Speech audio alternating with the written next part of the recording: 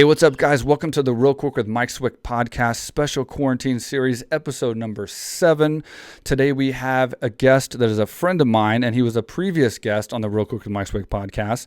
He's an actor in LA who's done many films, many TV shows, an absolutely amazing State Farm commercial from 10 years ago. If you YouTube State Farm Buffalo car, you will see his work. It's absolutely fantastic. I'm going to talk to him about that for sure. He's not going to expect that. But anyway, I'm talking about the star of Netflix's new hit show Gentefied, JJ Soria. Hey, what's up, JJ Soria? Welcome to the show, buddy. Good to be back, bro. Good to be back. For the second time Interesting on the show. times, huh? Yeah, this is the special quarantine series where we're talking about kind of the quarantine and the pandemic and all the stuff going on. How is it affecting you being in Hollywood and the industry and stuff? Well, the industry shut down just like everything else for the most part. We're not, not essential. But, yeah, it's just, honest. I mean, everyone's situation is a bit different. I'm very grateful that mine is, it's just easy going. The only thing I've been doing is gaining weight. Being in the quarantine situation, I'm trying to abide by it. I'm probably home 98% of the time. So just getting a little chunkier and doing my home workouts, but it hasn't been enough. I'm ready and eager to get back into the swing of things, but you gotta be smart about this whole thing. What's the state and Los Angeles? Is it like, I heard like it's like a shelter kind of thing, shelter in place or shelter. So do you have to stay home, or is it like kind of like up to you, or is it like mandated? It's a strong recommendation. Right. I think they're to stay home. It's an order. Yeah. Just stay home. So everyone seems to be abiding by it for the most part, but I think people are getting antsy and ready to get back in the swing of things. Obviously for financial reasons and just a quality of life. People want to have a life. So. And how long have you been basically in the shelter thing where you're staying home? Like, how long have you been in your house for? 6 weeks. About 6 weeks, yeah. Like I said, I pretty much, I have no reason to leave because I have all my meals, my meals delivered. Oh, wow. At least Monday through Friday.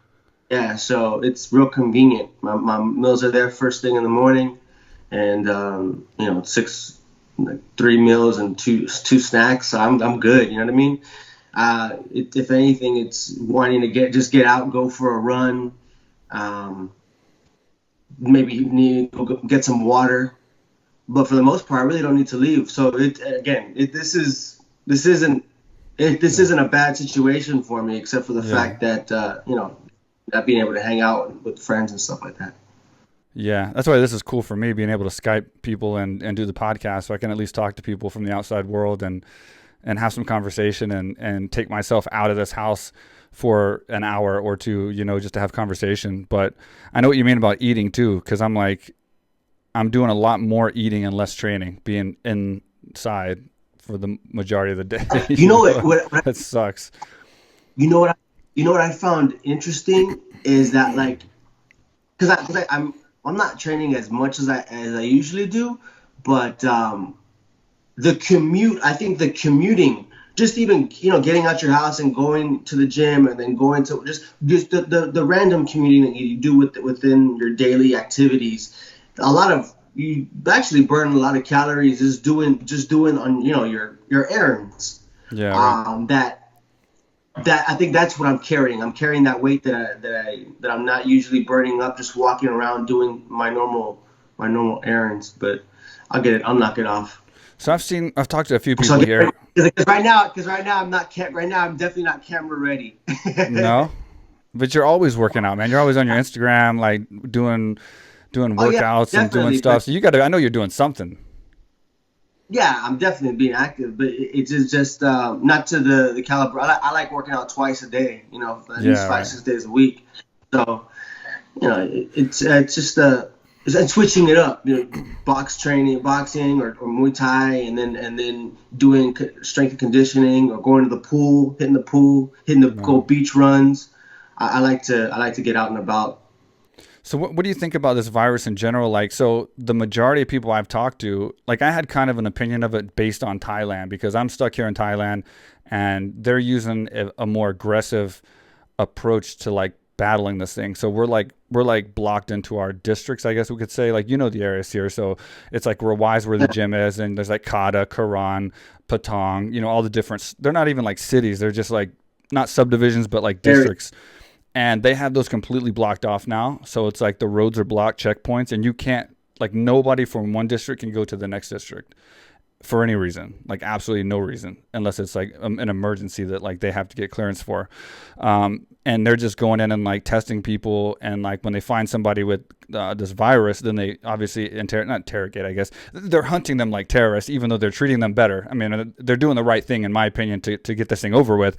But they find somebody with corona, and then they're talking to them, asking them questions, interviewing them, finding out where they're from, where they're staying, who they've been around for the last week, 2 weeks, whatever it is. And then they go to those places, either the place where they're staying, the accommodation, or their friends, and they're testing everyone. And that's how they're kind of like grabbing everybody that has corona and then getting them out. And they're doing a good job because, like I said, they're kind of hunting them like terrorists, like where there's like cells and they come in and they're blocking everything off so nobody can I guess they're clearing one area at a time. And then when one area is clear, it's going to stay clear because you can't cross over. And right now it's like the cases are going down. People are getting recovered. So I think within probably another couple of weeks, there's going to be 0 cases in Phuket. Problem being, that doesn't help us as business owners, and we need people coming into Phuket. We need like flights, we need like tourists, that doesn't so we need people from other countries and stuff like that to be coming in. So anyway, long story short, I was talking to a lot of people, and so many people I've talked to have said, and they believe that many people have had this virus and gotten over it and just didn't know they had it. Like, so many people remember other people or themselves being super sick in January or February with the same symptoms, the sore throats, the cough, the whatever. They just didn't know what it was because, there was no coronavirus really being big at that time. And then they got over it. And so now they think that like maybe a lot more people had it or have it than they say. And it just got over it like a flu. Like, it's just a very bad flu that just happens to be strong enough to kill older people. What are your thoughts on that? Well, the first thing I was going to say is I read that Phuket is obviously doing something right because they've managed to have a 0 increasing rate or death rate recently. They've had consecutive days where there's nobody died. I don't think there's been a single death in Phuket. I think there's been no deaths. I know that there was what I just read. I think it was the day before yesterday was that Phuket had multiple days in a row where there was either no other cases, further cases, or no further deaths. So one of those. We did 3 days. So we did 3 days with no new cases, and there's technically the total cases I think right now is at 192 or 193. And that's people that's recovered, people that still have it, and people, whatever. So, and no deaths. So, in regards to what you're asking, what I feel about it in first of all, yesterday I just got tested for COVID. I had to come down and test me, and I'm waiting the results of that. But because it's just for the peace of mind, because I was sick in January, and I never get sick. I rarely ever get sick. And usually if I do, it's a sinus infection. I pop some amoxicillin for about a week and I'm good. Mm-hmm. This particular case, whatever the fuck I had, I felt it in my nasal passage, ended up getting some amoxicillin, took it, and it didn't go away. And I was like, oh fuck, it hit me pretty hard for, I guess, like, I would say about 2-3 weeks, I never get sick like that, Yeah. So it had me down from, it was the end of December into January, because I remember New Year's Eve I stayed home. So I could have been sick. I'm hoping best case scenario is that I get these results back and they say that I had COVID and that I think it's the antibodies would be in my system for at least for a certain period of time. So they say I would be immune. So hopefully that's the best case scenario. Hopefully that's what I hear back, because I would love to be able to go see my mom and go see my parents and and just, make sure they're all good, which they seem to be all good, but, just be able to go hug them and whatnot. But, same thing, same case. I feel like people have had it for a while. And this couldn't have just sprung up like hives just overnight like that. You know what I mean? I've been keeping track of it for a while, and people have traveled. People obviously, when there was murmurs about it, right? The low rumblings in February or March, when people started to kind of hear about it over here, it had been going on. So people had been traveling, So Right. it's had to admit, and even if it's as highly contagious as they say, it's been around. So I'm eager to get back to getting life back to the way it is. And listen, I think in many ways this whole experience, I look at the cup half full, and I think that there are many benefits of this time period. There's a lot of people being really introspective and having to face whatever demons they have within themselves. It gets people to take a different perspective, or maybe take a step back and look at life that's bigger than just, as much as people want to get back to their daily life because of finances. It definitely makes you take a step back and understand that there's more to life than just money, right? Than chasing the bag. Chasing the bag is obviously, if you want to play the game in society, you want to be a part of society. Yes, financial wealth is important, but there is no other health that's more important than your health, right? So health is the ultimate wealth. So I think it's definitely put people that weren't taking their health as a priority, now making them take it maybe taking that into consideration and like, let me get my shit together. And because most people that are really hit hard by this are people that are overweight or have respiratory issues, you know what I mean? So maybe how much of our nation, the United States, is overweight, maybe and that's, listen, bro, what you ultimately have, you could have all this shit in the world, as you know, you can have all this shit in the world, have as many cars, as many whatever the fuck you want. This is your ultimate car. You should treat this as your Bugatti, your Ferrari, whatever the fuck you want to call it, your most prized possession. This is it. Yeah. So I think it's definitely woken some people up, and I feel that when people are the best version of themselves, that is only best for the world. So if people are taking care of themselves, it's a domino effect. You take care of yourselves physically and mentally, that is going to in turn affect how you treat other people, and in effect, again, domino effect. The rest, if we all just took care of ourselves, I think it would make the world a better place. For sure. Absolutely, man. I love your positivity too. And, I think it's not a coincidence. I mean, I didn't talk to you about this at all leading into the show. And now you said you were sick as well in December, January. So it's like almost every single person on this quarantine series podcast that I've had from all different walks of life and areas have either known somebody that was sick or were sick in that time frame. And I know people as well. So it's like, I don't think it's a coincidence. And I think that's actually a good thing. I think if that's the case, then that's people beating it, and that's people tolerating and dealing with it. So I'm seeing hope there. So I hope that is the case, and there's immunity being built up in our systems, and this thing is going to just kind of blow over as a really, really bad flu. But like you mentioned, viruses in the past, like the worst one being the Spanish flu. I mean, that was it was as contagious as this was. But I mean, it was like, 50 million people died, and it was like, I forgot how many people. It was a 2% fatality rate. So something like how many billion people had it. So it's like that thing spread like that. And that was back in like early 1900s when there wasn't like planes and cars and, all the traveling and mingling that we do now. So it's hard to imagine something back then could spread so fast, so big, so wide.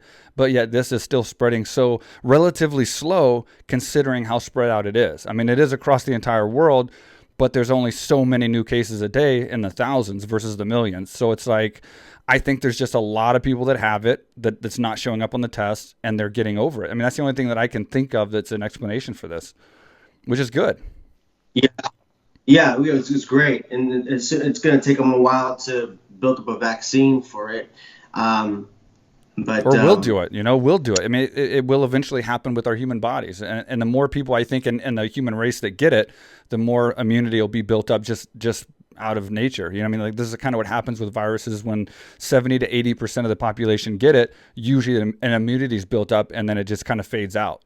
That's how we've beaten viruses in the and past. then it'll be just like the as we look at a common flu or Right. anything else. But yeah, I'm eager to again. That's all I can say is I'm eager to get back to Yeah, I life bet. and get back in the swing of things. Yeah. And again, and obviously, it has to be done in a way that it makes sense. And as long as because the biggest issue is that our hospitals were being apparently overwhelmed. Their staffs were They could overwhelmed. have There wasn't been. enough. Yeah, that was the fear. I don't They think it's could. happened. I think it's happened only in certain areas like Italy and That's right. Right. really Well, hard hit yeah. areas and small areas. But for the most part, even in New York, I heard as bad as New York's getting hit right now. I talked to a couple people in New York. Matt Serra was my last guest, and I talked to some other people, and they said that it's not a big deal there. As far as I mean, it's a big deal, but it's not like the hospitals are overran and there's people waiting outside and they're dying out in the street. So it's not that's the fear, but it hasn't been the reality yet, except in certain areas like Italy and small tight knit groups. Yeah. Yo, the fight card that's coming up. Was it with on Fight Island? Yo, wait, Fight Yeah. Island? Yeah. First, before we get into that, though, I gotta get into. I'm gonna get into this Gentefied, bro. Like, I gotta ask you about your stuff. I gotta ask you, Yeah. man. I gotta ask you. So I watched that, and it's good, man. It's good, and You think? I saw your softer side coming out in there in episode number 7, 8 when you were gonna propose, and then decided not to, and then ended that little soft note, little soft JJ Soria, dude. Fucking, you're good, man. You're a good actor. I've seen a lot of different angles, and characters that you play, but like, man, first of all, I got to say, how did you enjoy that show? And at the end, obviously, there's a lot of questions. I mean, I don't want to give anything away. So it's like, what's next? Is there going to be something next? Well, I mean, like a second season. Is that what you're referring to? I mean, yeah, I don't want to Because give anything away because, I mean, it's hard to explain my thoughts there's a on the lot ending. There is a lot that can happen, right? But there's a big question. There's a couple big question marks. So it's like, is there gonna do you know of a second season and that's gonna happen? Because it'd be great if there is. But it ended in a way where I was just it was a great ending, but it was like it definitely you want more. You want to see more. exactly. At least you wanting more, and at least you wanting more. In regards to a second season, I do. There's no official word. If you were to ask me if we were going to come back, like you just did, I bet that we would. Yeah. My money. I'm a betting man, and I'd bet the house that we would come back. I could totally be wrong, but I really do believe that we'll come back. And there is so yes, they leave you wanting more. I love the fact that they're half-hour segments. People want Yep. because at the end of every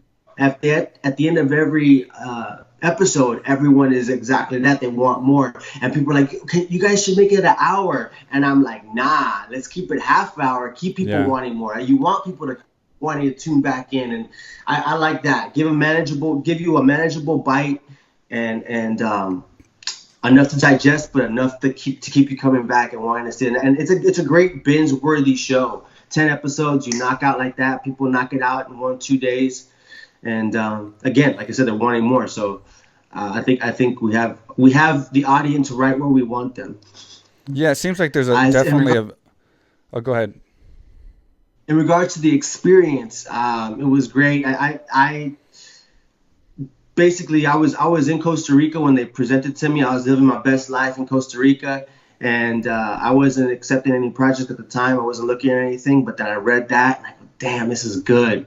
And I knew what I could offer it. Came back, literally landed, went to the audition, crushed it, did my thing, showed what I had to offer, and the rest is history. But I told them in that room, I go, the script is a hit. Yeah. If you could translate what's on this page to to life, bring it to life. I believed in this project from the moment I got it. So just the way I talk about us having a second season, my approach to it, my confidence in this project has been the same through and through. So yeah, it was a great opportunity. I mean, I love you. You've seen The Oath, and that's what I love. I love the running, jumping gun, get down. I love all that shit, Yeah, of course. because I'm an athlete. Yeah, yeah. I identify more as an athlete than I do as an actor.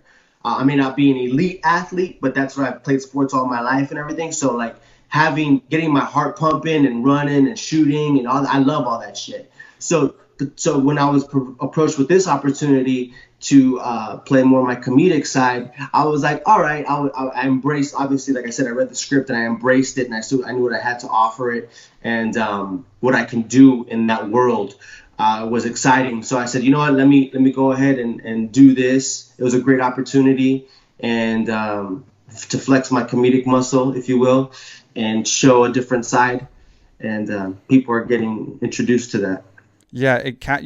When you say 30 minutes, a lot of people probably are like, wow, that it must be very fast and doesn't cover a lot. But the show tackles a lot of issues of that culture, which is your culture. It's not my culture, but I'm into it, and it was interesting, and it was fascinating for me to watch it. And like you said, it's enough where you're not getting to a point where it's getting redundant or you get bored at any point. So it's a 30-minute episode, but you watch the whole thing and then it's over, and you're like, oh shit, I'm ready for another one. It's not where it gets in there and it starts getting boring and you're like, okay. So I think it's done very well, man. And I think it captures so much in that culture and so many different issues that are important and that are actually current.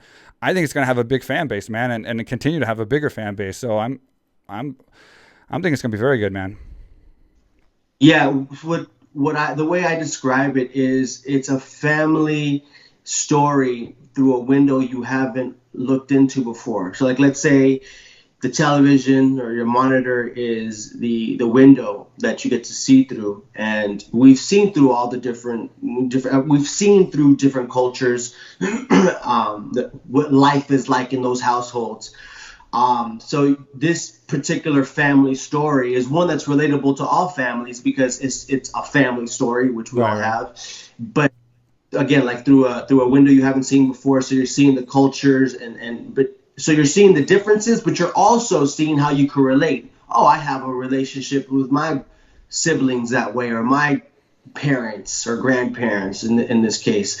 So there's definitely things that will resonate with the masses, but at the same time, you're getting a education in culture as well, and how things are different. So what has been an honor to be a part of with this thing is that it's impacted a community and given them an opportunity to be seen. And man, I read messages in DMs and just comments on how the community, specifically of Boyle Heights, it feels, and not just Boyle Heights, because there's a Boyle Heights is where the story takes place. There is a Boyle Heights all over, barrios like it throughout the United States and even in other countries. You know what I'm saying? Again, it's a family story, and there's cultures, and the culture goes far and wide. So the communities have hit me up and been like, man, thank you so much. We feel seen. It's like I'm watching a piece of my life, and that's actually when I read it. That's what I got. I was like, oh shit! It's like do they have a camera on me? When I was growing up, because this is how I communicate with my cousins, and the relationships that they have there was just something that was so real to me. I was actually born in Boyle Heights. So matter of fact, talk about things coming full circle. There's a scene at a hospital. And the scene that we shot at that hospital, or in front of the hospital, was actually the hospital that I was born at. Oh, crazy. So, yeah, right? So, I mean, first of all, I had never, I think I told you this last time, acting was never part of my dream. My dream was to be an athlete. Yeah. And I made a choice and I did it. And to go from not having no interest in being in this industry to then all of a sudden going back, it being the vessel to take me back to where I was born, and in the scene that I'm shooting, it's looking at an ultrasound coming out of the hospital of a baby, right? Well, my baby actually, to be specific. So I'm shooting this scene of looking at a fucking baby ultrasound, looking back at the hospital which I was just born That's at, crazy, and I'm man. just That is like, so crazy. That's fuck. crazy, Like, dude. there are no accidents. There are no accidents, man. I truly believe that there are no accidents in life, and as Yeah. much as there could have been 5 other guys that could play this role, apparently I was the person supposed to play it, and Yeah. Well, you do a I'm great very job. proud. I'm very proud. Yeah, and the I'm very proud, familiarity. man. I'm very honored. Honored is the word. I don't use those words often, but I'm honored because, like I said, to be part of a vessel of inspiration to so many, that was never my goal with this, Right. but to be a part of that and to hit me the way it has, it's like, hell yeah, man, hell yeah. I love being part of that representation, and to that part of that thing that makes people feel good and inspired to see themselves and make them and be a part of the ignition, if you will, of believing in themselves, to be like, oh yeah, if he can do it, I can do it, right? Right, Whatever right. there it is. That's pretty dope. Yeah, and it seems like from hearing this now, I mean, like the fact that you fit that part so well, and then you can play the part so well because you're such a good actor is amazing. And I think it can be, the struggle of the show can be so familiar to anybody because there's a lot of cultures that have that battle between the culture, the family, and survival, and it's that whole thing of like, the like they're having the protest, the culture of that area, and saving it versus surviving and keeping the restaurant versus the family thing. So it's like it's interesting, man. It's a great show. And It dives it dives into gentrification. It yep, dives into homosexuality, everything. and how that affects the home. Again, it touches on so many things, but without, what I love about it is that it's non-biased. It just presents it. It just Yes. presents it. Not saying that, it just presents the facts of Yeah. how how it is like dealing with those topics in this family, and not leaning any which way. There's no agenda. It's just, this is how our life is, and this family is, and these are the topics that have come up, and how it affects the family. So it sparks conversation, or can spark conversation on those things, on those topics. So So yeah. this is gonna be a dumb question, man. You can probably laugh at because of my culture, I guess. But so is it normal in this culture, this Latino culture, Spanish culture, whatever, of speaking English and Spanish at the same time? Yeah. Is that I was normal? surprised you don't know, being from Texas. But nobody, I don't speak Spanish, so anytime I speak to somebody who speaks Spanish and English, they just speak English to me. So all my friends that speak Spanish speak English to me. But then seeing the show, it's like in the middle of saying something, it's like half English and half Spanish. And I've seen this in person too with Yeah, other people talking. So is that just completely normal, like that in that yeah, culture, it's just totally normal. to mix the languages together? I find that For fascinating for some sure, for reason. sure. Well, and you got someone like myself, who I was born here, and my father is from Mexico. My mother is Mexican, but was born in the States. But I was raised with my mom. So whenever I go to my father's family's, that side of my family's house, that where they all speak Spanish, I'm what's called a pocho. So like, I can understand Spanish, and I spoke Spanish growing up a little bit. Excuse me. So I'm very familiar with it, but I feel more comfortable speaking English. So they'll speak to me in Spanish, and because they understand English, and because I understand Spanish for the most part, I'll get the gist of what they're saying, and I'll reply primarily in English, because that's what I feel comfortable speaking. And then sometimes I'll toss some Spanish in there as well. So yeah, they'll be talking to me in one language, and I'll be talking back in another. It's pretty common. So it's kind of like just a preference kind of thing. Because I'll see like Anna or whatever, she'll start in Spanish and then the same conversation, the same dialogue, she'll turn into speaking English to her mother or whatever, like without even stopping. So it's more of a preference of like certain things you like to say in English, or maybe it has a different emphasis, and then certain things that you like to say in Spanish. It was just fascinating to me to see it change without even going back and forth, like me talking to you right now in English, and then in the middle of what I'm saying going to Spanish. You know what I mean? Like it was just fascinating to me to see that. Yeah, it's that's pretty common. And it was also making me have to like jerk my head over and see the subtitles like like really fast, because I was like, understand, no idea what's going on. Sit. If I was like looking away. Yeah. The reasoning behind that is, though, it's because at least with my family, my mom's side of the family was growing up. They wanted to use, my grandparents, my mom's parents, they wanted to use Spanish as their secret language, so they didn't even teach their kids Spanish growing up. Okay. I mean, they spoke it to each other, and then their kids, my aunts, uncles, my mom, they had to learn Spanish kind of outside the home. And then as they grew older, they started speaking more Spanish to them. But they were also kind of provoked to assimilate.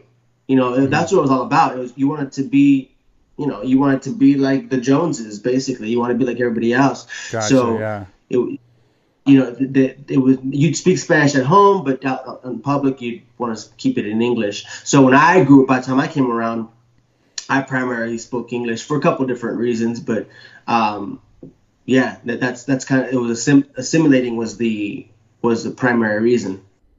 Cool, man. So what is the difference of, so you're with Crackle. I'm not familiar with the difference of what, I don't really know exactly, other than just a platform, what Crackle is, but how is the difference of working on the last project with Crackle and then being part of the Netflix family now? It seems like Netflix is coming on like really, really big, doing big shows, doing big movies. They seem to be like the powerhouse right now because they have so much reach. When you started this show with Netflix, was it like being welcomed into a family? Was there something definitely different about it? Or how was that? Yeah. Well, Netflix has a lot more money. So I would say the marketing aspect was different. They really pushed this show. And definitely they definitely make you feel welcomed to the Netflix family. They say once you do a Netflix series, you're in that family, and they'll definitely keep you an eye on you for other projects in the future. That is a Netflix production. So the answer to your question is yeah. Yeah, so you're enjoying Netflix. Long story short, it's good. For sure, man. Yeah, man. I'm ready to do. I've already been considered for a couple other things by them. So yeah, man, I have no complaints. Not going against Netflix, because Netflix does film and they do television, obviously, or series. Is your preference? Mm-hmm. I mean, obviously it's different, I'm sure, and you might like both. But is your preference to get like a good movie role and focus all your time on that one film, or is your preference to work like on a series and do each episode? Like, what is your preference as I guess for your workflow? It's a case by case basis. So if I get a script, like I enjoyed doing The Oath. I could have done another season of that. You know what I mean? I love that show. It just didn't come back around. I do enjoy doing TV series, but I also love having a kind of knowing there's a beginning and an end as well. And this is a story we're telling with a film, right? I'm actually itching. I'm itching to do some type of military film or fighting film. I gotta get. That's my dream, man. I've like one movie to my credit, dude. It was like the smallest role ever, but that was my dream as a kid. Action film, man. I wanted to be like Chuck Norris. What movie was? I was in Beatdown. What movie was? I was in Beatdown. I fought Rudy Youngblood in the final scene of the movie. Rudy Youngblood is he's the guy. He was nominated for an Academy Award in Mel Gibson's Apocalypto movie. Yeah, he just ran through the movie. I know Rudy. So I fought him in the final fight of a movie called Beatdown, which also had Michael Bisping and a couple other fighters in it. But it was literally like I flew in, did this long fight scene. It was the last fight scene, and then I was out. So I didn't get a real good feel of it. But that being said, I was still in my fight career. I was still doing UFC and everything. But like my dream, though it's never happened, is what you're doing and what you're wanting next is like an action film. And like to see The Rock, which is a big inspiration for me, knocking out these action films and doing these fucking awesome, action sequences in Michael Bay films, like the one with the Ryan Reynolds just did. And like that shit is just exciting as shit to me. That would be like a dream job for me. I'm gonna have to keep that in mind. I'm gonna have to keep that in mind when I'm leading in one of these military, because that's where my career is going. Ultimately that's what I envision for my, and see myself doing more. If you want to label me or whatever, I see myself. I could hold that position of being the Latino Liam Neeson, or just military, whatever, like that type, that realm, that world. I could be the there could be a number of us, but I'll be one. You know what I'm saying? And in one of my projects, I got to get you in. Yeah, so hell yeah, dude. I hope so, man. I hope so. That's why I keep bringing you back on the show, man. I'm just gonna keep bringing you back on until you finally get me something, dude. I'm gonna just keep hoping. I'll find you a role. I'll get you in there and get 15 UFC fights. You think they'd at least let me kick somebody in the head? I can do that. I can punch somebody. Jesus. I did it 15 times in the UFC. Hey, come on, guys. Come on. Give me a chance. Dog, if Tyron could do it, you could do it. Tyron's a hard worker too, man. And I can work like he can, so. I think I can work as hard as Tyron. I worked with Tyron. He's awesome. I worked with Tyron on 5-0, Hawaii 5-0. But Tyron has LA, man. That's the problem with me, is like I got Lynn, I got you and Arnold and all these friends in LA that can help me like get some stuff and do, because I just want to do it for fun and like just be involved. I would be involved in any way, just I love the film industry. I love talking to you guys. I love supporting you guys. I love watching you guys. I'd love to be on set. I'd love to be a part of it. I'm just super fascinated with film. But the problem is I'm stuck in Thailand. So when I do go to LA, as you know, because we meet up so not so often or whatever, but I'm in LA for such a brief time. And it's like I'm trying to get a house there. I want to get a house where I can base myself in LA more primarily there, and then come back and forth to Thailand to make sure the gym's doing good, and eventually call that my home. But then like stuff like this happens with this coronavirus, and now the gym shut down until this is over, and it's like another setback. So it's like each time I get closer to making that happen, it's like another thing happens to kind of set it back. Here I'm gonna share my perspective on it, and I'll say this. First of all, you had dreams of creating your own fucking gym in Thailand. Yep. And you fucking did it. You did it, and it's bad. It's the best fucking gym. It's a gym / resort. It's a fantasy, bro. Thanks, you created that, and I'm not saying that to just throw hype at you. I'm telling you because it's my perspective. It's what I've seen. So you've done that, and you've planted the seeds to have these other dreams happen. So this pandemic, this time right now, the way I look at it as there's a everything happens for a reason. There's a big picture reason, and then everyone has their own personal reasons on like why shit happens in their life. And I think at this time, the way you could look at it is this is testing your faith in yourself, in your belief in yourself, to be like, because you could be like, damn, I had all this shit's going. The gym was having record numbers and all this shit, and all of a sudden it went to shit. You could say it that and be like, or you could be like, okay, this is just a time that's testing me and my faith in myself to make it happen. You are making it happen, and it's still gonna happen. You're still gonna make shit happen after this shit dies down, right, for lack of a better way to put it. Once it's all over, you're gonna pick back up and go back about your business. So, if anything, this is an opportunity to test your faith and also in yourself, and sharpen up your tools wherever you need. This is an opportunity. When has time stopped for you? But now time has stopped. So whatever you need to get your ducks in order in other areas. Doing stand-up is something that I've always been interested in. Yeah. So now during this downtime, I could write, and I could, it gives me an opportunity to work on that muscle and flexing that muscle. So there's definitely creative ways to express yourself during this time and create content, all these different ways. It's just a matter of if you're willing. Yeah, you definitely, and in Gentefied, you did the same thing, man. You showed that comedic side a little bit as well, and you actually showed a lot of That was sides. And you were a cholo for a day too when you came out for the protest, had the teardrop under your eye. So you did everything, bro. Like you covered every single aspect in this show. So like, yeah, this kind of touched on everything, bro. quick question. The framing of me, are you only getting my face? Because We're I good. see We're good, bro. you're good. Yeah, Oh, okay, cool. That's what I want to make we're sure. good, I man. want to make sure We're you can good. see me. I can't wait to get back to the gym, dog. I really am. I'm fucking.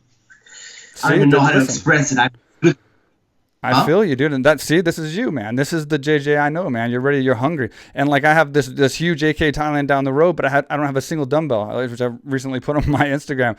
But like, I'm stuck at my I saw house, and that. by the time we got locked down, it was like too late to leave again. So like, by the time I found out I couldn't go to AKA Thailand, I couldn't go. Like, it wasn't like they're like, okay, in 2 days from now you can't go to AKA Thailand. So like, I don't have even a dumbbell here. So it's like I'm on my patio doing like push-ups and like, just doing like body weight workout and getting the sun. Mostly just I'm not trying to be all crazy and be athletic, but like just to maintain, because bro, I'm eating like a savage in this quarantine, man, because it's like all day. It's like I'm working, I'm planning podcasts, I'm doing emails, I'm working on marketing stuff, but I'm just sitting and like walking around the house, and then my kitchen's right there. So I'm like just seeing food, and like I'm just hungry, bro. I don't know why. So I'm just eating like a savage. That's weird. That's weird. It just and it's not. Are you hungry or you're bored? You Bored, can't be because dude, bored if I'm never you. that hungry though. I always have to remember to eat, and that's why it's hard for me to gain Uh, weight when I'm at work and I'm going to the gym and I'm like, I'm training there, I'm talking to people, I'm interacting, I'm or going to the islands and trying to get marketing for the gym, whatever the case. I got to remember to eat. But like walking around the house, it's like, yeah, it's like a little bit of almost boredom, and the fact that I've stocked up so much stuff that I have like this kind of buffet kind of at 10 minutes to prepare, of stuff in my house. So it's like I have this variety of food I don't usually have here. And it's like, man, that sounds really good right now. I'll probably do better work or a better podcast if I eat this nice meal, and then I'm just eating, dude, just gobbling, bro. So I gotta work out or I'm gonna gain so much yeah, weight. yeah. I feel you on that. That's why I just keep moving. Even when I eat, I stand up. I try not to even sit down for the most part. I just try to stand up and eat. Try I to put hear you, whatever dude. calories I can. Hey, what's up, guys? Sorry about the break, but I have to thank our sponsor, AKA Thailand, as usual. I know you guys are getting stir crazy in your houses in this pandemic. This thing's been going on for a long time. It might be going on for a little while longer here until you're able to travel. If coming to AKA Thailand and Phuket is on your destination list, I'm going to make it easier for you by giving you 30% off, which is in our new reopen special that's still going on right now at akathailand.com. You can go to the website. The pricing page is completely set up. All you have to do is book your group class, be it for 1 week, 1 month, 2 weeks, 3 months, 6 months, 1 year. You can get 30% discount, which is the best deal we've ever done and the best deal we will ever do. It will not last long. Once we get to a certain allocation of budget, we're going to stop this thing because it's a third of our revenue. But in the meantime, it is still active. As long as you can go to akathailand.com and book it at 30%, the sale's still going on. If you have any questions, you can email us at info@akathailand.com. We can answer any questions. And listen, guys, this is transferable to someone else. Say you buy the training right now and you can't come or you decide not to, you can give it to somebody else or you can buy it for somebody else and you can use it anytime in the future. So obviously we can't predict when this pandemic's going to be over. It will be over. We know that. We just don't know when. Now, maybe next month, maybe the month after next. We don't know. So if you take advantage of this 30% off right now and you purchase your training, say you purchase a month or a couple weeks and you don't get to use it until maybe next year, there's no problem. You can do that. You can use it anytime in the future. So it's a good time to take advantage of the sale. Again, 30% discount on all group classes. That's MMA, BJJ, strength and conditioning, Muay Thai, yoga. We have all-inclusive packages. We have martial art packages. We have strength and conditioning packages. All of the group classes are on discount for 30% going on right now, akathailand.com. All right, back to the podcast. Did you enjoy training with Tyron? I mean, I'm assuming Yeah. so, but Dude, Tyron was like he lit the fire. So I'm always training to stay in shape, and I'm 40 years old. yeah, So being the owner of a gym, you want to be in good shape because you want to showcase what a gym can do that you built, obviously. And then me being 40 years old helps out because there's a lot of 40-year-olds that want to be in shape but aren't motivated, where they're not, that they need that inspiration. So I'm trying to help that, and like on my Instagram, it's like it may look like I'm flexing a lot or whatever the case, but in reality, bro, I've never tried to flex or do anything to hurt anybody that's less fortunate or that doesn't have something. Every intention I've ever had when I've posted pictures of working out or doing fun things or cruising the islands or whatever is to show what you can do. Because as I was coming up, man, I lived in small town Texas, dude. At one point I was in a trailer house. At another point I was at a small ranch house. I grew up like real small, real low, it wasn't nothing, like it was just a farm and nothing. So, I was looking at like DuPont Registry and like looking at all these magazines of like rich houses and yachts and boats and cars and shit that I still don't have at 40 years old, and like that motivated me and inspired me to want to work hard and be something. And so like I like to try to motivate and inspire. And so yeah, I'm trying to make the gym look good and show that you can come live this lifestyle and train in Phuket and have the beaches and the fun things to do and stay in good shape. But so I want to be healthy. I want to be fit, and that's kind of a priority for me. So I don't want to be fat after quarantine. Dog, all those things that you said you're trying to do, you're doing it. Because that's as a viewer, like you said, we don't talk that often, but so social media is how I keep up with you, and everything you're talking about trying to do, I would take out the word trying because you're fucking doing it. You're in amazing shape. 40 years old, and the way you describe it, like you said, you're trying to show how you can travel and do all these different things while you're doing it. It's a resort experience, and I mean, shit. I don't know how anybody else wouldn't want to go to Thailand and work out there because it's everything that you show. It's paradise. It's real, man. It is real what I show. For sure. I mean, like and that kitchen is bomb. I've had the food in the fucking kitchen. The kitchen's bomb. The food there's great. I wanna go stay in the rooms. Have they been built yet? They're all built now, right? Yeah, so we have right across. We have accommodation right across from the gym, right across the street. So that's where Tyron stayed the last time when he was training. Anyway, man, you know what? I got sidetracked, man, on that story, and I completely didn't go back to answer your first question. But Tyron, it was great training with him because he lit that fire. Because I was training before I got completely sidetracked right now on this crazy motivational speak. I was training like always to be in shape and look in shape and feel good and just carry myself well and feel good, and like be able to go out to the islands and swim and be athletic, and stuff like that. When Tyron came back, he lit that fire because I wanted to train alongside him. And so he lit that fire of like that ultimate shape then. So like when I started training with Tyron, I had to try to hang with Tyron. I had to try to compete with Tyron because when I train with people, bro, that competitive side of me comes out that's always been there back from the early days of AKA. So like I'm killing myself trying to match him and be with him. And so he's getting great work and I'm getting like crazy good work. And that started me on this path of getting like in super shape, which is where I felt like I was kind of when this pandemic hit. Yeah. And I'm kind of falling from there. But he was the one that lit that fire. So to answer your question, like he was awesome to have here, man. And he loves it. He wants us to be his pre-camp. It's a great environment. As you know, it's a great environment to train here. There's no reason why you shouldn't be able to train and get a good workout and also enjoy the beach and also enjoy the great food at the restaurant and enjoy the view and enjoy cruising on the bike down by the water. And so it's like, it's kind of a cool environment to train in that's definitely not hindering the training process. Nah, it's ideal, bro. It is ideal. I've been itching to go back since the reason I haven't gone back is because there's so many other places that I need to visit as well. Like I said, I just went to Costa Rica. That was amazing. What'd you do there, man? What was your point of going there? Just living life. So because I done the oath in Puerto Rico. Like my dog, I'm so grateful. I'm so fucking grateful, dog.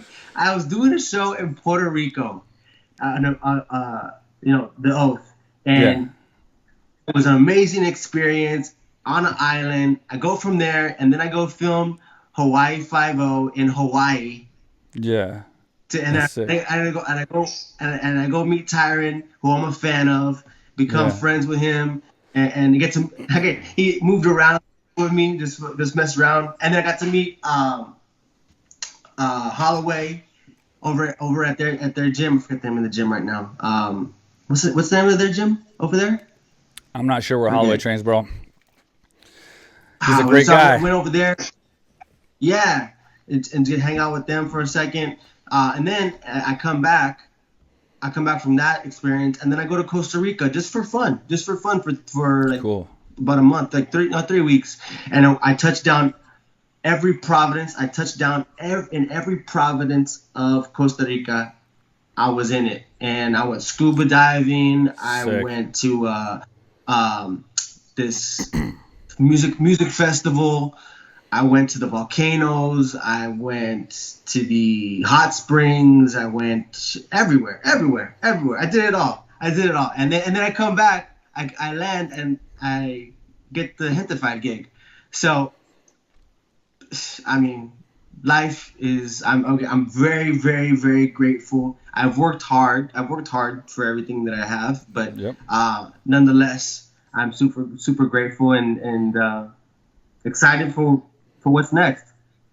And you got to live and you got to travel, man. And like this is something I think people don't get. Like as an entrepreneur, like I could have, like for me, setting this gym up was very ambitious, but it was like if I could pull it off, it would have been what I wanted because I love the freedom of travel and I love the freedom of being here and doing stuff like I mean, like there's only one world. You know, we only have one world that we're gonna live in this body. So it's like I love traveling, love seeing the world. Like what you just did going to Costa Rica, dude. You can't put a price on some of these things. Like when you go to places and see cultures, and you're never gonna do it again. You know, and it's like that's a huge priority for me to be able to do stuff like that. And you know, you got billionaires that have tons of money, but they work 12 hours a day, 14 hours a day, and have to answer to things and be in certain, you know, their schedule's so tight they can't travel. It's like that's not a life that I would want. You know, I'd rather be rich and successful. Of course, I want to be rich and successful, but to a level where I can still travel and live. You know. For me, being like, it's not about a dollar amount to me. I could, all I care about is I have enough to do whatever the hell I want, and my most what matters to me the most is the experience of life. So like right now during this pandemic, people have been like, oh man, they're taking this moment to be like, oh shit, you know, life can be gone at any moment. And I'm like, yeah, but life can be gone at any moment, period. Like, not just a pandemic, not just a Yeah. pandemic. It's like that's why I always say, it doesn't matter whether I'm filming a show in Puerto Rico or Hawaii, or whether I'm working, whether I'm on vacation, or whether I'm doing my laundry. My spirit, my energy, that how I approach my life is always consistent. And because I realize I keep death at the forefront of my mind as a motivator, because I'm like, shit, I get excited by knowing that I could be gone like that at any time, right? Yep. It excites me because I go, and then I'll share this with the audience that will see this. Hopefully they take this to heart, which is, it's not about what you can get out of life. It's about what you can give. And you give all of your sides. You give your full effort. You give your full effort to being a human being, period. Treat people the way you want to be treated, like all that basic shit.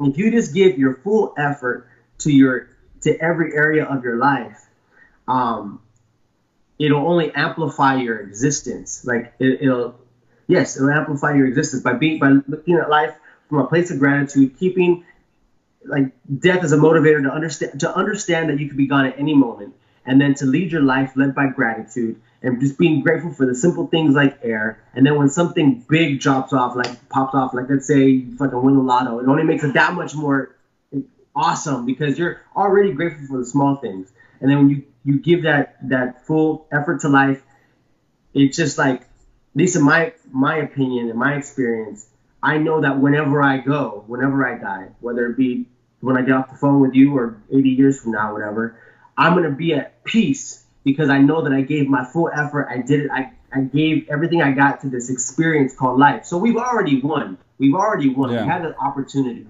And again, life isn't fair. Life isn't fair. Some people were born in a hut, and some people were born with extravagant things, and that's out of your control. What you focus on is what's in your control, and that's how you experience this thing called life. And that's what I focus on. And so it doesn't matter whether I'm doing my laundry or in some mansion somewhere. The zeal for life, my energy towards life is always the same, and I'm excited. I'm excited to live. I'm excited to live and experience life for as long as I have it. That's awesome, man. That's so awesome. So going back, I got to ask your opinion on one thing I've asked a lot of my quarantine series guests, especially since you're in the Netflix family now, and you share your stardom with this wonderfully casted TV show that just came on. What is your take on Tiger King?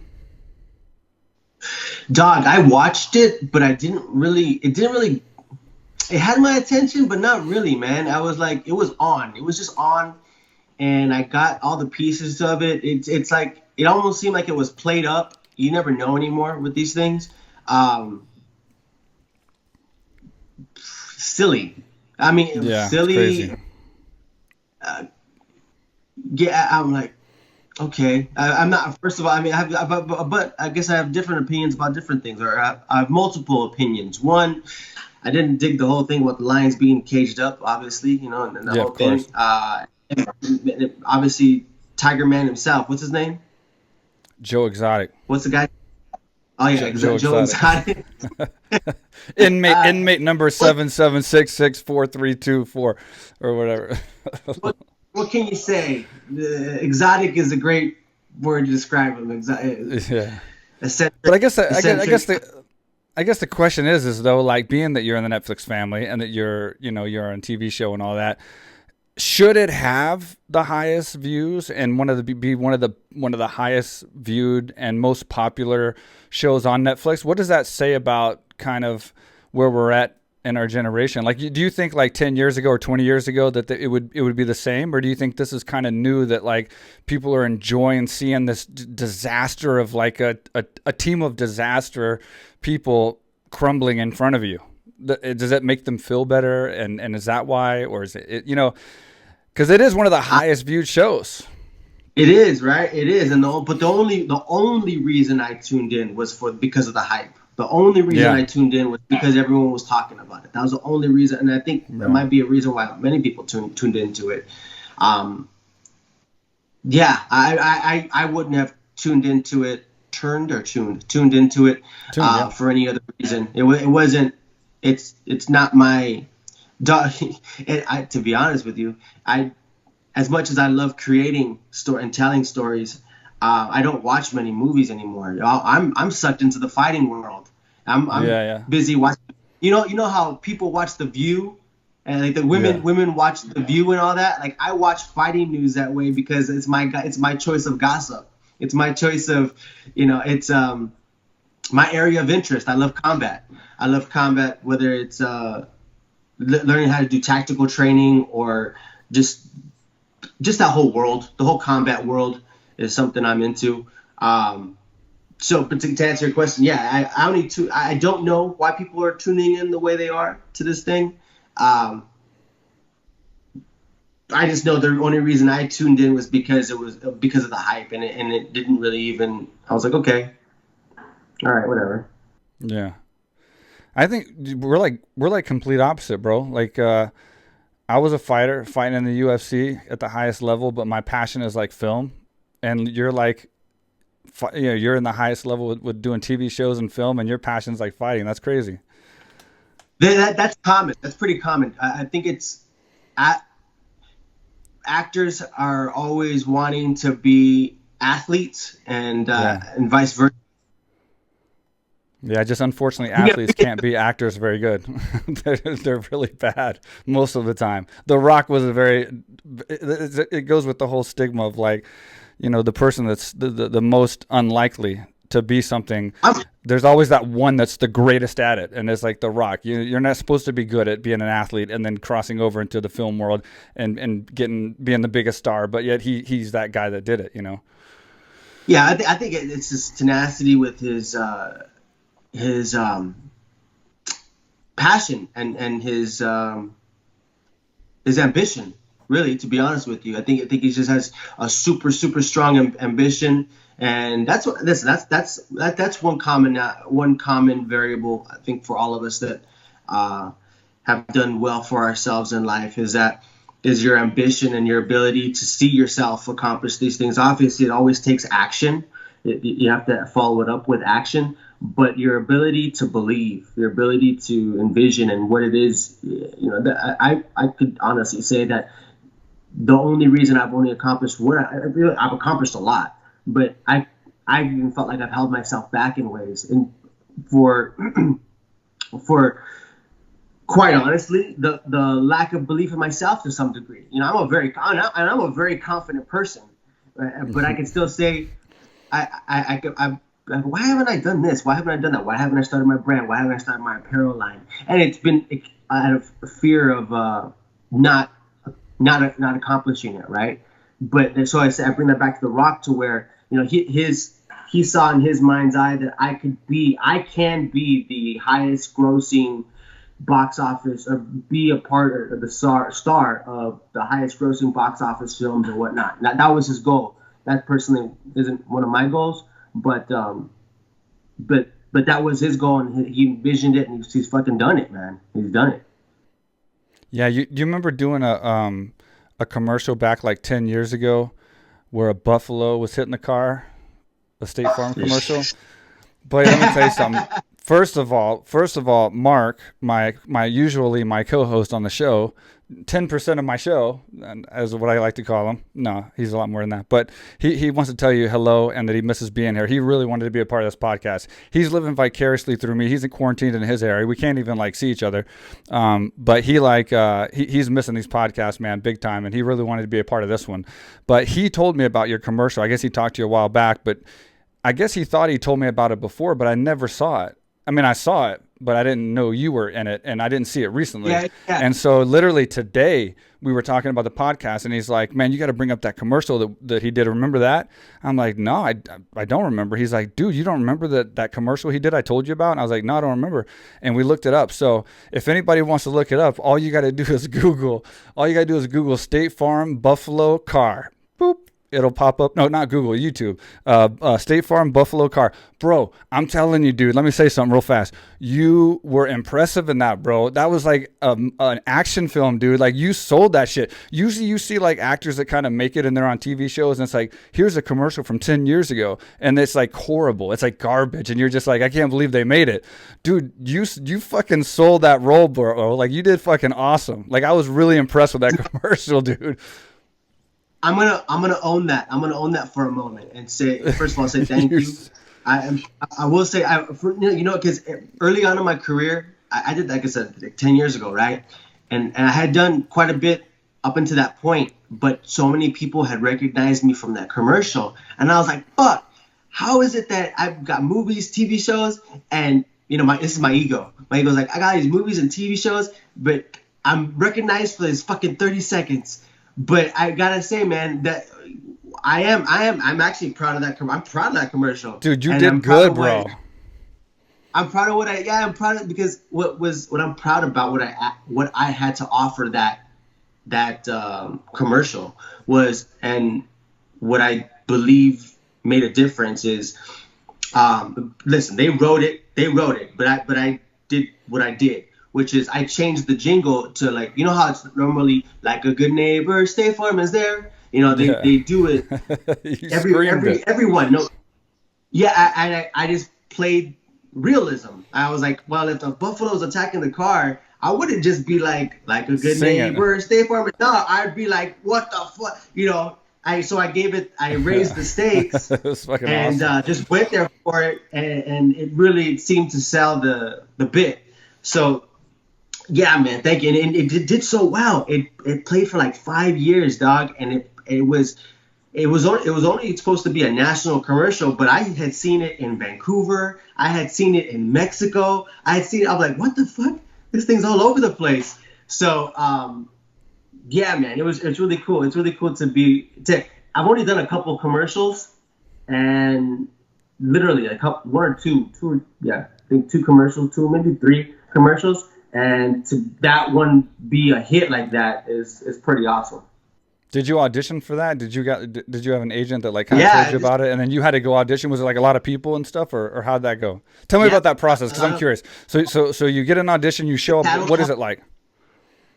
You go, it's basically I think a cattle call. A lot of, in other words, a bunch of actors are there that fit some type of a look that they're going for. Sometimes they don't even have a specific look. Maybe they're looking at all ethnic. Yeah, they're looking at all ethnicities actually.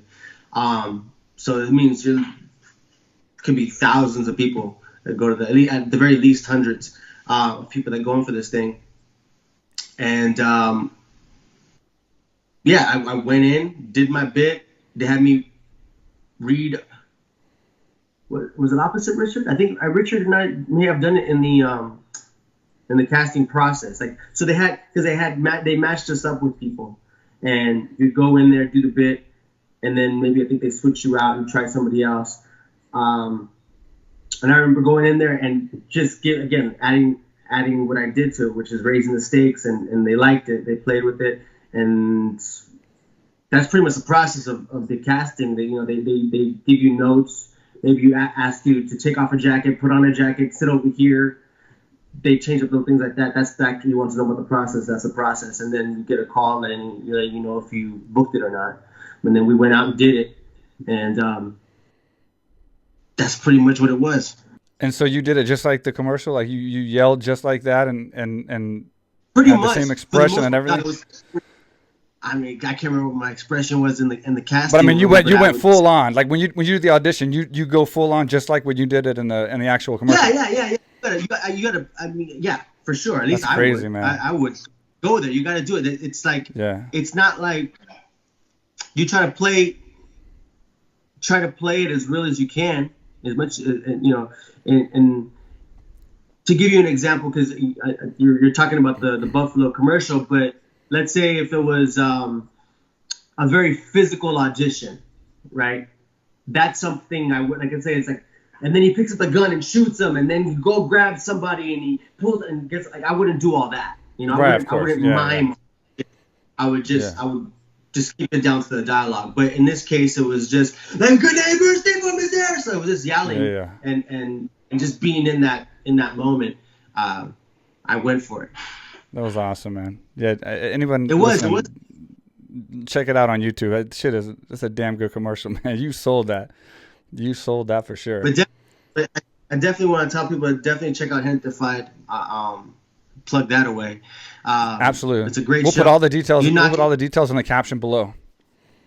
Yeah, it's on Netflix. It's called Gentefied or Gentefied, if you want to pronounce it that way. It's a dramedy, so it got a bit of comedy and drama in it. Dramedy, I like that. It's half-hour segments, only 10 episodes, and most people knock it out like within 1 or 2 days. Knock it out quick. Yeah. But speaking of, yo, I want to talk some UFC real quick, because that's okay. Let's do it. I love, man. Let's flip the script real fast. Go ahead. Your show now. No, I just want to talk about 249. What is it, 249? You mean Fight Island? That's supposed to come. Yeah, 249. Yeah, I think it's 249 with Ferguson and Gaethje, because Khabib is in Dagestan. And so I talked to Michelle Watterson in this quarantine series and a little bit about Fight Island, and I talked about Fight Island with Matt Serra, who's friends with Dana, ex-champion, obviously does the podcast for the UFC, and they had great things to say about it. So I'm trying to get Dana on as one of my guests for the next couple, in one of the next couple of episodes. Hopefully he'll be able to do it, and to talk about this Fight Island. And then obviously, because I've talked about it with so many other people, I'm sure that's what you want to talk about right now. But it's true, man. He's building a. I mean, from what I know. I mean, I don't know for a fact, I guess, but I'm 100% believing that he's building this literally infrastructure on an island to put on UFC fights and and bring sports back during this pandemic. And of course, people are like, that's crazy, that's selfish, or your people could still catch it. But he's actually, I think I've heard rumors, nothing came from Dana, nothing came from the UFC, but I think they were going to test everybody. So it's like, it's going to be a situation where they're not just going to have people show up and then people have corona and then give it to everybody. You know what I mean? They thought that through. Yeah. But what do you think about that, man? What do you think about this fight island, dude? Where all these huge fights are going to happen and we can watch on TV? Well, I think it's awesome if it's a possibility. If it's obviously they're taking the precautions necessary to get it done. And I gotta give Dana props, man, for the fact that everyone's gonna have their perspective, their opinion, and I respect everyone's opinion. I understand people who are against it. I understand why they say what they say, but I also understand why he's trying to keep this thing going. The guy has, as far as his finances, he's taken care of. It's not. I don't think it's any. He's concerned about his well-being. He's going to be fine. But I think he really wants to provide for, this is for many people, like their only outlet for income, right? And this is what they do. Not just the fighters. I mean, and obviously for the fighters and the Fight Island, yes. But I was even thinking about when he was trying to set shit up in the native land. Yep. And he was trying to provide jobs for people. A lot of people would be working because of that, and I got to say he's also kind of like being the face of getting society back in swing, right? While everyone's hiding away in their home, here's someone being like, yo, because you can't live in fear, period. Right. You can't live in fear. And that's not a life. So it's not living, yeah.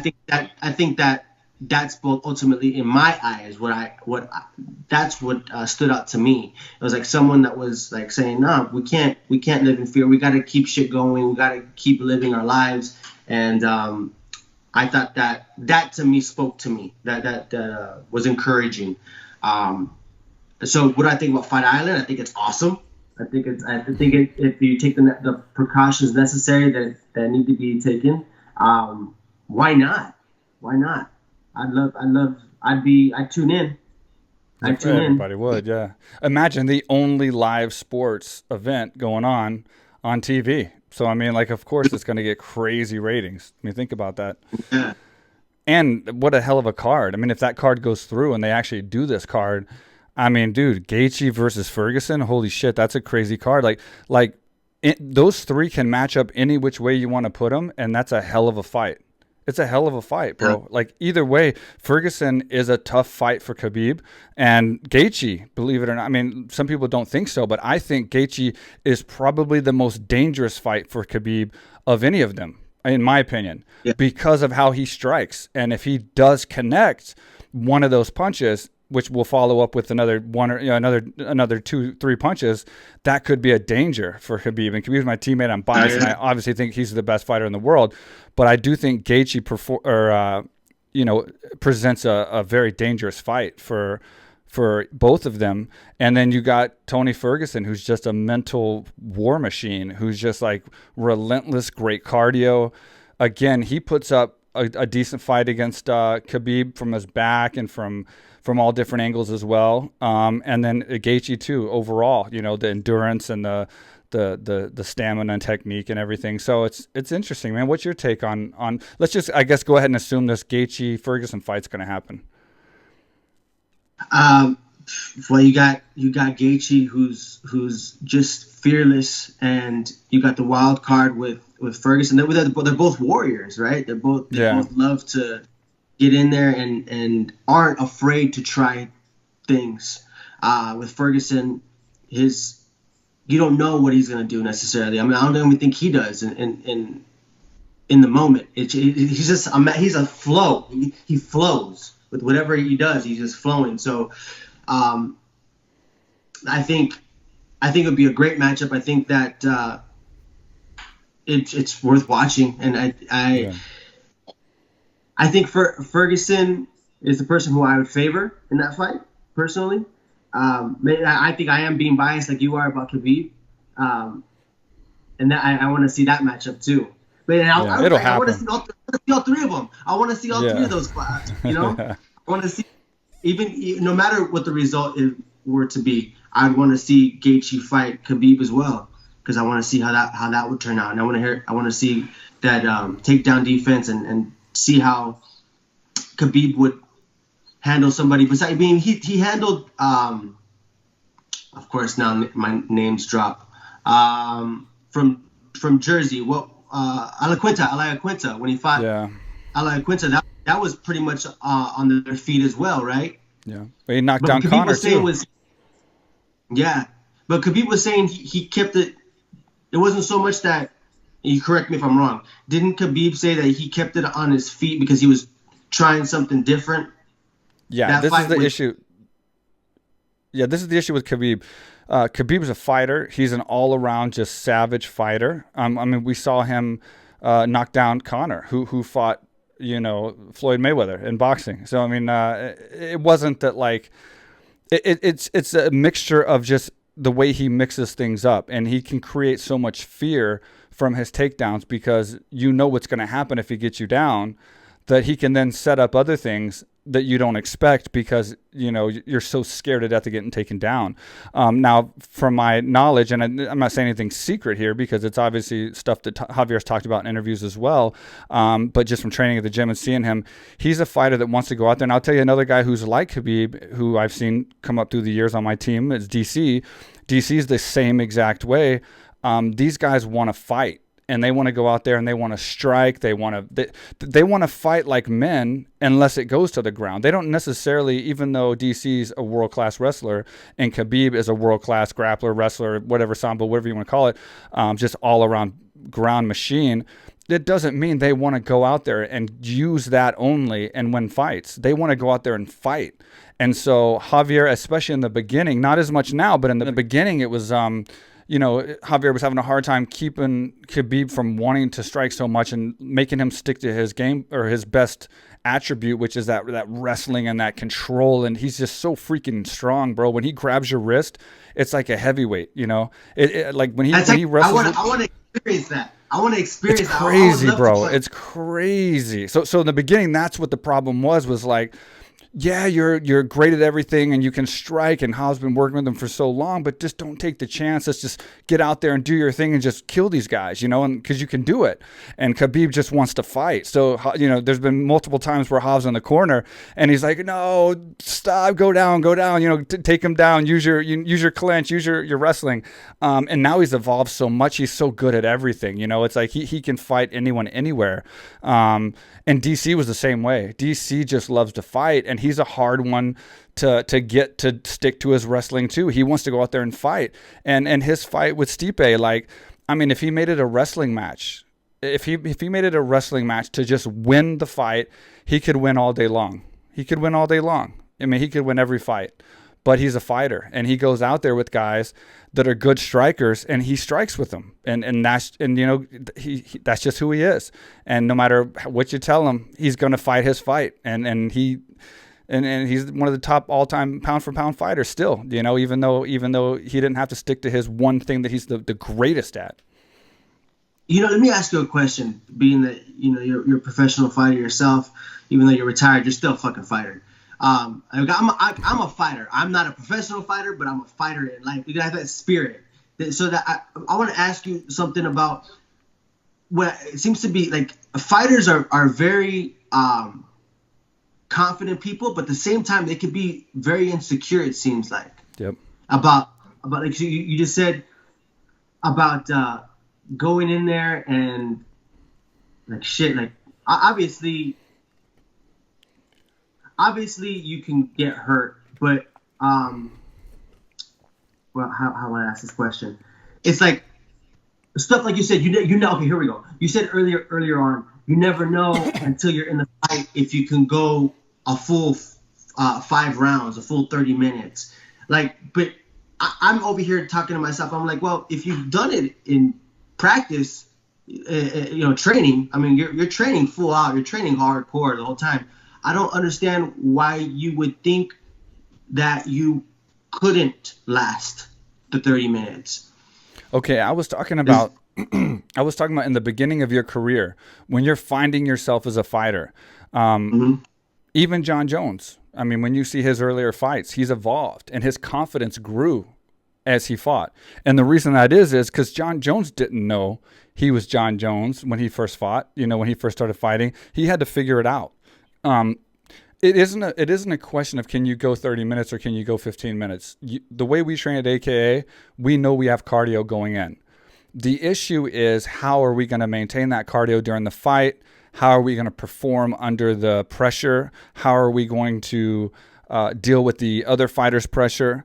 Can we take those punches? Or do I have a good jaw? I mean, you don't know, bro. You can't just be born and grow up in Texas like I did and not get hit that much and not get in street fights, because I never got in street fights or anything, and know you have a good jaw and not be afraid to get punched. I was afraid to get punched. I was in Taekwondo, but I was afraid to get punched in the beginning because I didn't know how good my jaw was. I didn't want to get knocked out, So like I was trying to not get hit as much as I could and work on my strikes. And so you have to learn as you go. And I wasn't insecure. I'm going to touch on what you're asking, because I kind of can relate to I can give you an example that relates to what you're talking about. But I wasn't insecure as I wasn't fearful of fighting and putting it on the line. Like I was a warrior when I went out there and fought. But it took me a while to get confident in myself and my abilities until I went out there, stepped up to the plate and did it. And then that told me, okay, I have, I can handle the pressure. Okay, I can throw some punches and knock people out. Okay, I can take some punches and not get knocked out. Okay, I can grind and be okay if I get tired and understand that my body can go farther than you think it can. So that confidence grows with experience, which is why guys that's had 20, 30 fights can fight better and a little bit, a little bit more confidently than guys that have less fights, because they haven't built that yet. But what you were saying about there's a lot of fighters that are insecure, that's true. A lot of your real tough fighters that are like your savage fighters, it's a mental sport. It's a mental game. And if you haven't seen this documentary, a good documentary you can watch that I just watched the other night is War Machine documentary. War Machine is the guy who was an MMA fighter. It's on YouTube. It's actually on YouTube. And you can type in War Machine documentary. I think it's, I forgot the name of it. I'll send it to you, but you can search it on YouTube. But it's a documentary about him. Now, he is the one that dated the porn star Chrissy Mack and then just beat the crap out of her, like almost killed her, beat up the guy that he caught her with, even though they were already broken up for like 3 months. And he ended up getting caught, going to prison. And now he's like locked away for like 20 something years. But it goes into his life, and you can really see what you're talking about, the insecurities, and there's different type of fighters, and he's that type of fighter that like you look at and you're scared to death of. He's savage. He's got alpha stuff and grenades on his hands, and he's the most like intimidating looking person, from the way he fights to the way he acts to the way whatever he does. But when you start hearing things about him, like he was on The Ultimate Fighter, you start hearing interviews and he starts talking about his life. He was a very disturbed, insecure, confused individual who should have got help a lot earlier and didn't. And then, he got thrown into prison or jail. Yeah. And for whatever reason, they kept him in solitary confinement, which I think with his disorder already, solitary confinement for like however many several months in a row that they had him in solitary confinement, and then just let him out in the world wasn't probably another good thing. And then he went on to like just have a savage altercation with his girlfriend or ex-girlfriend, and ended up in prison. But if you're looking for the psyche of kind of like what you were saying about how some fighters that are dangerous are really insecure, that's an example. I'll check it out. Because I mean, fighting for me or training for me has been. I think everyone should train. Everyone, because it's actually, it's even helped me get to know myself on a deeper level. So like when I first, I've always enjoyed fighting since I was little. Like I used to pick fights in the street just for fun. But matter of fact, I mean, I should have fought. But then you have brain damage and all this other shit. So I don't think my mom wanted me fighting. But when I started sparring, my first reaction was was this, right? Like you kind of cover up and you turn away, but over time, like you learn to compose yourself to face adversity, right? Compose yourself, and then you learn to block and think under the pressure. And I love the mental aspect. I think the majority of people that haven't trained, they don't understand that fighting is more mental, like you said, than anything. Sure. And what it can build is a lot of self-confidence. Once you know that listen, I'm obviously not a professional fighter, but I know what I can handle myself. I know how to take care of myself, and that's something that it's a confidence you gain from doing this training. And you gotta understand who you are, and especially when you get your ass kicked too. You know, like you're like fuck. And when it's that fight or flight type thing that kicks in, you learn about that. You're like, oh shit, okay. I got cracked with that shot and I got dazed, but I was still able to shake it off, and I still wanted to come back. Or maybe you get cracked real good, and you go to the corner and you have to make a decision: do I want to keep doing this or not? And if you find out in that moment who you are. And so I love that whole experience, and learning about myself through all that. So it's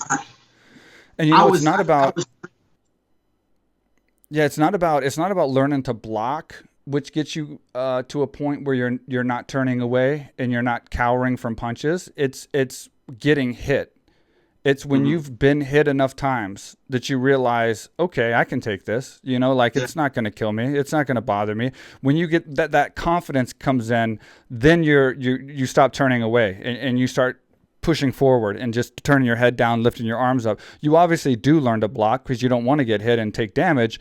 But that confidence of knowing that if you do get hit, because if someone's throwing a punch at me, for me to block, I have to be confident knowing that if I miss that block or that whatever, I can still take that punch and it's not going to be over for me. I'm confident in that. If I'm not confident in that, I can't properly block those punches. I'm going to be turning away and running or lifting my head up and backing up. So that confidence has to build first. Then when you get that confidence, then you don't worry about letting those guys punch at you, and you try to move and bob your head and paw and parry the punches, because you know that if it does get through, it's not going to hurt you, but you also can block it and not take one and give one back, So, and then this is another thing.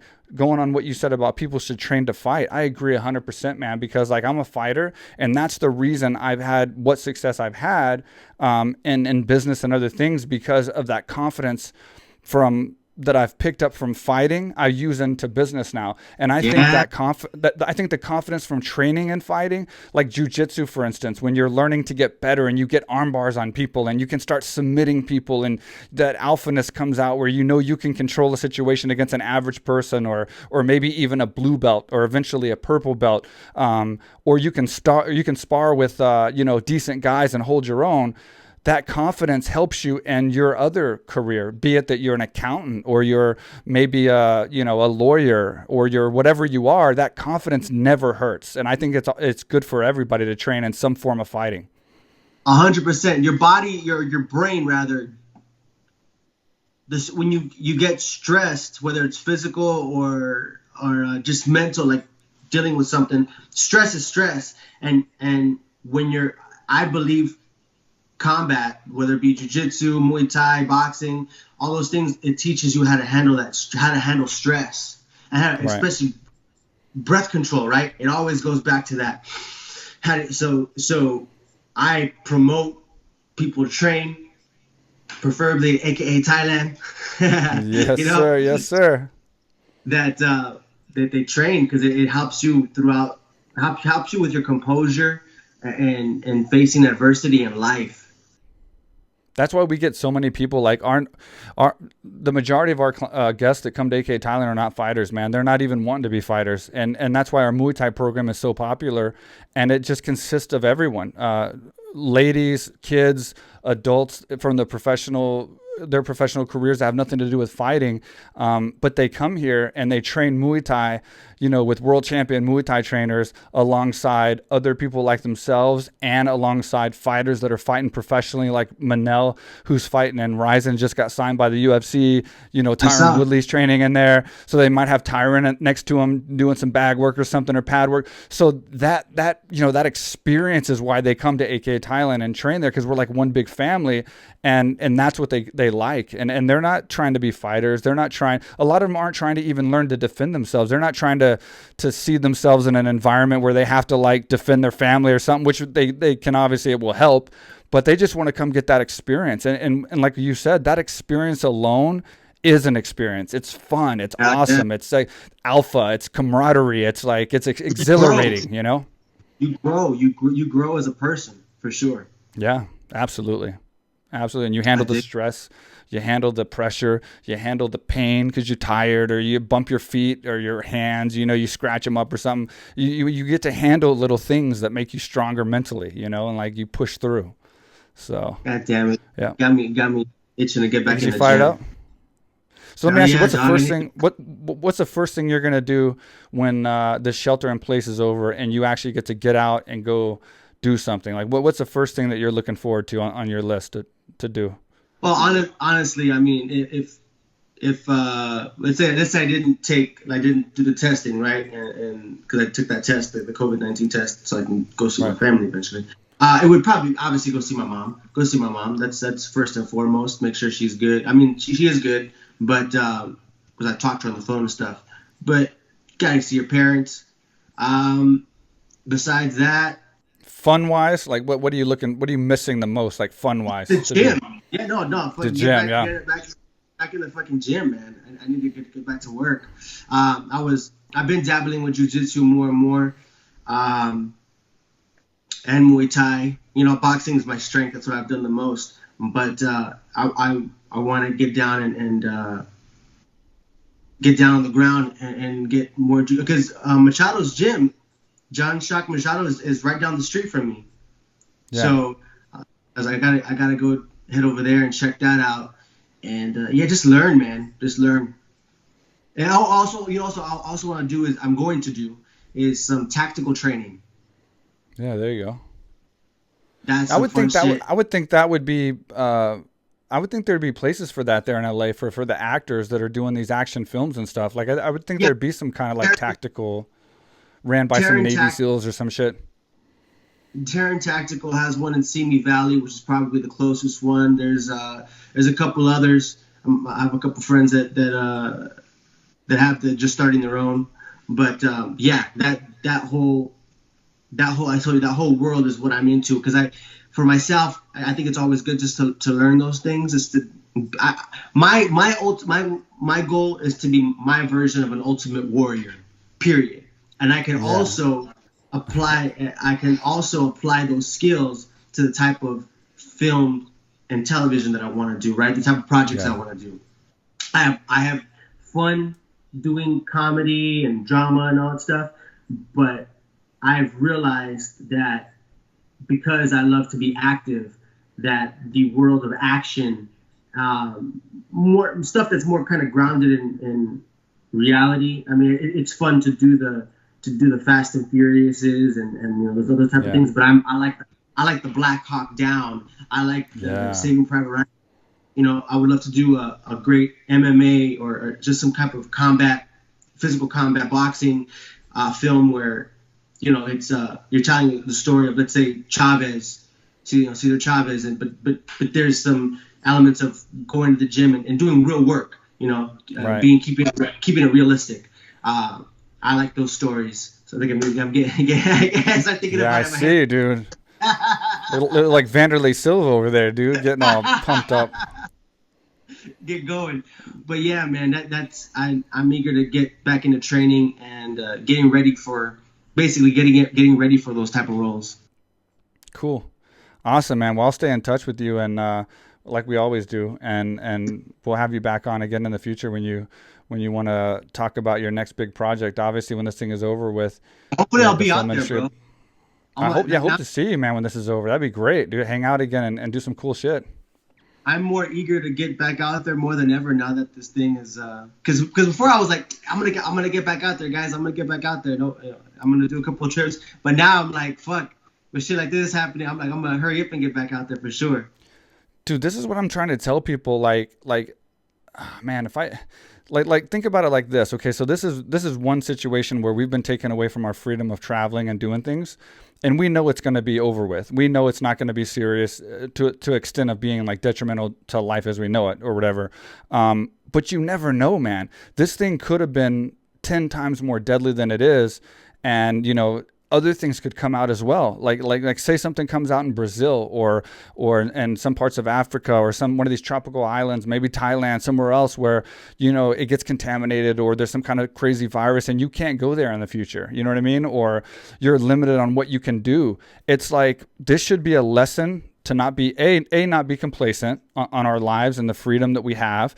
And two, to get out and do stuff while you can, because for our children coming up, they may not be able to go to certain areas of the world and see certain things because of viruses or because of some weird nuclear, leaks, or some kind of like crazy shit. So it's like, this should be a lesson for people to just live a little bit if you want to see the world and do stuff, because just like this happened, something 10 times worse could have been this, and we could have been screwed and a lot more people dead, a lot less likely to travel and possibly never travel again without masks and without protective gear. So once this is over with, man, I think it's definitely time for people to get out and do something.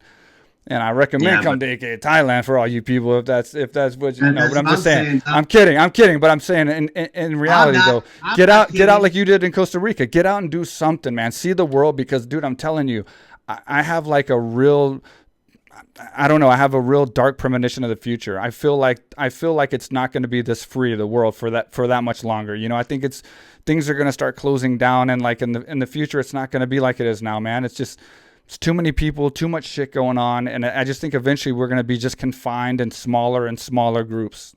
My opinion. Possible. Hey, it's possible. But until then, I'm going to enjoy what we got when we got it. Got to, man. You got to. I hear you, brother. So when this is over with, man, I'm gonna get you out here and we'll have another good time. For sure, we'll set a date. Well, thanks for giving me your time for this, man. It's been a great conversation. Loved your show. You didn't think I watched it, did you?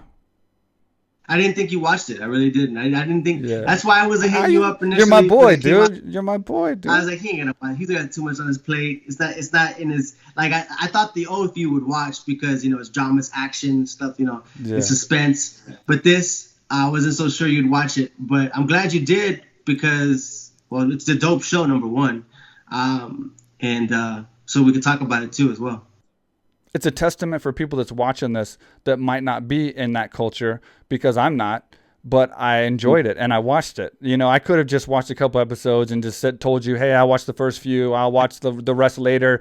I could have very easily done that, but I'll be honest with you, bro. I wanted to check it out because it's you. I'm always going to check out your stuff for sure.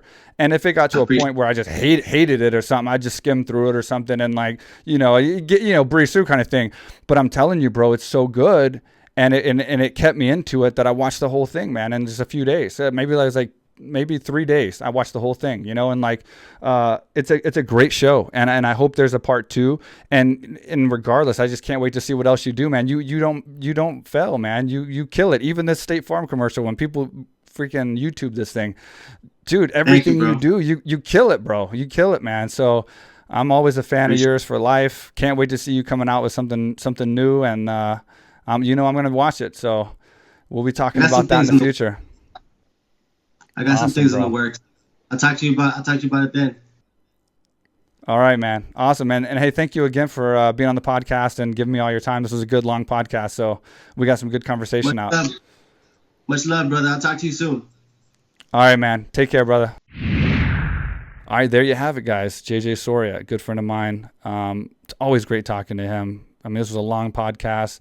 I think it just got better and better. He's such a motivating person, inspiring person. He's a great actor.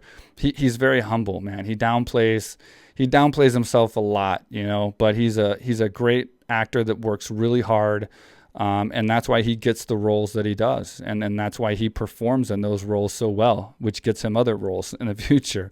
So hopefully you got something from this podcast and you can take something away from this. We covered so many different subjects, and it was just great to talk to him again. And it's such a great conversation. We're in quarantine right now, and hope you enjoyed it. Stay tuned. Please subscribe if you're watching on YouTube. If you're not watching on YouTube and you're on the audio platforms, please subscribe on iTunes, Stitcher, SoundCloud, Spotify. Please subscribe there, and check us out on YouTube. It's always better to watch. You get a better experience if you have the time.